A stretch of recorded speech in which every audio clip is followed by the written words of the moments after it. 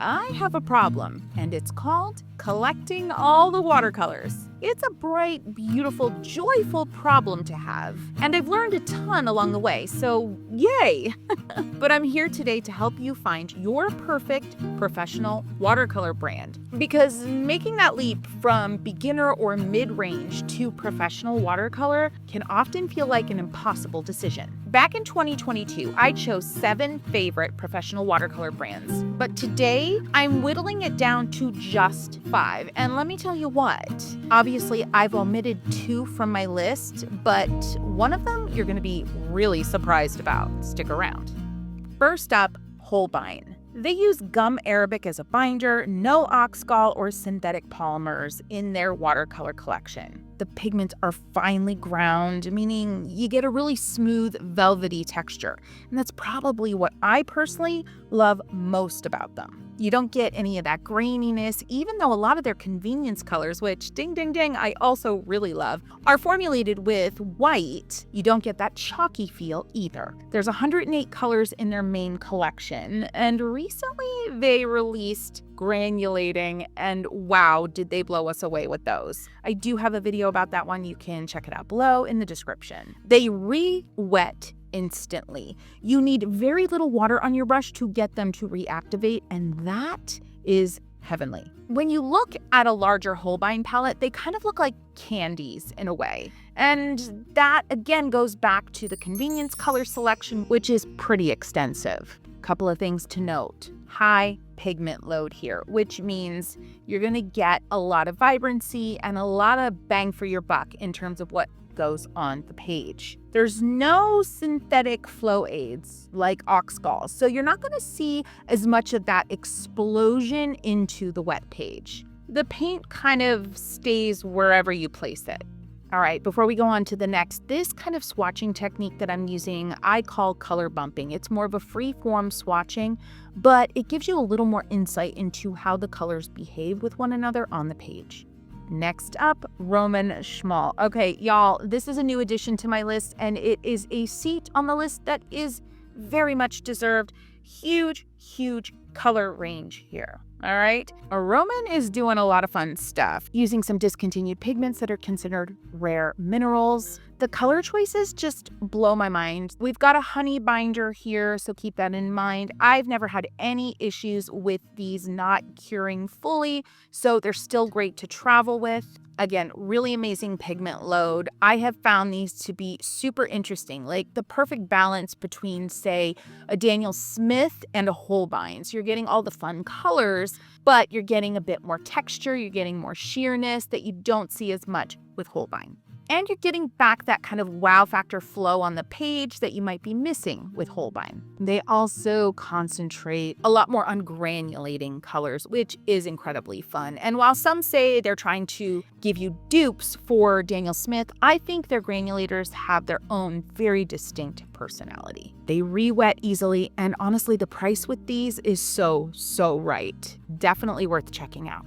All right, friends, I know we're only 2 brands into the list of 5, but I'd love for you to head to comments and let me know what some of your favorites are. And don't feel like they have to be professional brands. I would just love to hear what you're using and what's bringing you joy. Okay, and speaking of joy, if you're getting some joy out of this experience with me so far today, then would you go ahead and give this video a boop? In watercolor land, a boop is a like, and it really helps out my channel. Thanks, friends. Sennelier is next, and this is a classic.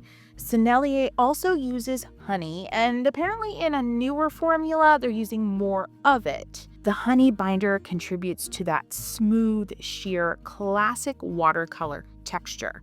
And speaking of sheer, these are your go-to in legacy brand watercolors if you are a more realistic painter and do a lot of glazing. These are finely ground, so you're going to get little to no granulation. And we are seeing gum arabic here, so you're going to get that traditional watercolor flow and movement on the page. Speaking of movement, because of the purity of the color and the finely ground nature of this paint formulation, you're going to get really beautiful smooth washes, perfect for glazing and getting that luminous feel to your watercolors. Tradition reigns high with this particular paint maker, and you're not going to see as many of the mineral or exotic colors in their range. I'm about to reveal the big shocker of my top 5 list this time around. But first, we've got to talk about Core. All right, Core Watercolors. Now, they use a proprietary binder called Aquazol instead of traditional gum arabic. The thinner binder means that more of the paint volume can be pigment, giving it a higher pigment load. Now, I have always said that Core watercolors act a lot like ink, but with all the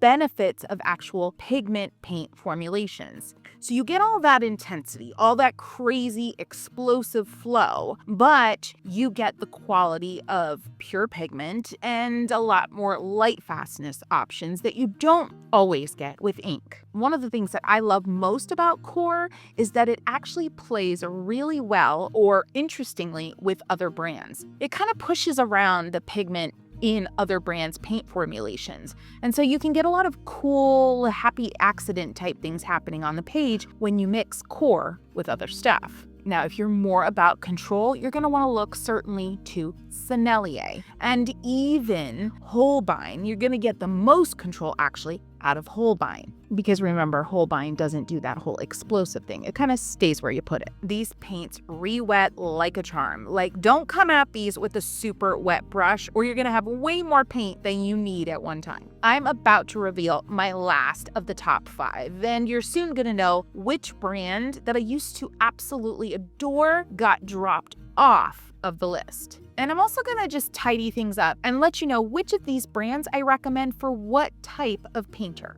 Because honestly, that's the key to choosing your next level up brand of paint. It's knowing how you paint and what your expectations are out of the new palette. Schmincke is it, friends, and Schmincke indeed knocked Winsor & Newton Professional right off the list. That's right. You might know that Winsor & Newton is the watercolor that I really dug into as I advanced in my painting career. And I have a certain nostalgia for Winsor & Newton. But to be honest, the more of these brands that I tried over the last decade, I realized that Winsor & Newton just didn't work for me as well. And the number one reason is this: it is very difficult to re-wet in comparison to everything else I listed here. Now, I will say this: Winsor & Newton's Opera Rose is still my absolute favorite opera pink across the board. All right, let's talk about Schmincke. Okay, they do also use a gum arabic, so you're gonna get that beautiful flow when the paint hits water. Amazing quality pigments, a lot of incredible light fastness options. They use natural and synthetic pigments, and they have a naturals line that is all plant-based and vegan and all that kind of good stuff. The re-wetting factor is huge. I've actually been painting with these recently again, and wow, just wow. And also, let's talk about variety. Schmincke has done an incredible job at keeping us really interested in what they've got coming out next. They have a massive collection of granulating paints. They have an Academy line, which is their student line with really cool pastels and fluorescents. They also have a habit of bringing out more vintage paints that kind of like were brought out of the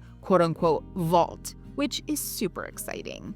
My Schmincke palette is by far my largest palette, as you've seen throughout this video, and there's a reason for that. They just make me want to collect everything they offer. All right, what type of painter are you? If you like control, but also really love just the pastels and the fun and the different opacities, then Holbein is for you, absolutely. If you've had your eye on Daniel Smith for all the reasons one would have their eye on Daniel Smith, then Roman Szmal has to be on your list. You got to give it a try. Incredible, incredible formulations, and the price just ridiculously affordable, all things considered.